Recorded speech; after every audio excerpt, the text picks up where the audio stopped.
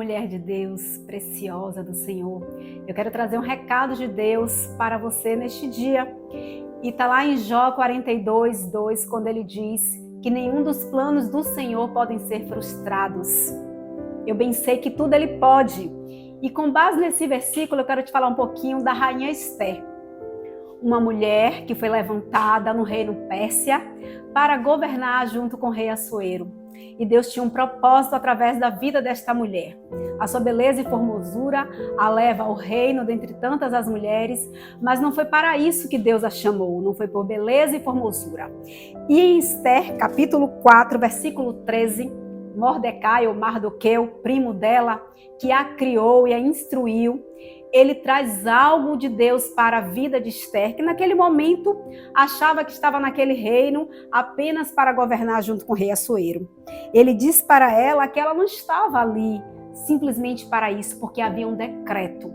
O povo judeu estava exilado no reino da Pérsia e havia um decreto. O povo judeu tinha um inimigo que era Ramã e ele queria a morte de todos os judeus. Se você não conhece essa história, eu te convido a ler o livro de Ester, a meditar nele, porque tem algo de Deus para a sua vida. Algo de Deus que fala sobre o propósito para o qual nós, como mulheres e colunas de Deus, fomos chamadas. Numa geração em que muitas pessoas já não creem e numa geração em que muitas vezes as mulheres são ensinadas e doutrinadas de uma maneira errada.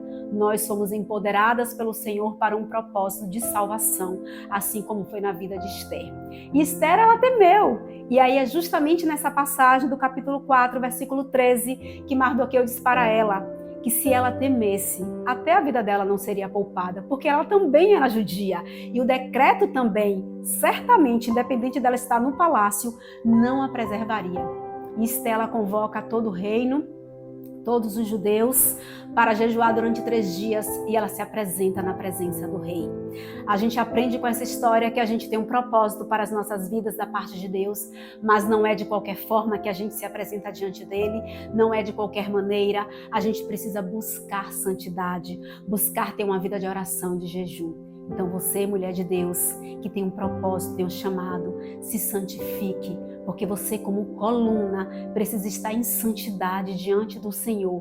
E certamente Ele vai estender o cetro de justiça dele sobre a sua casa, sobre a sua vida, sobre tudo aquilo que você tem colocado diante de Deus.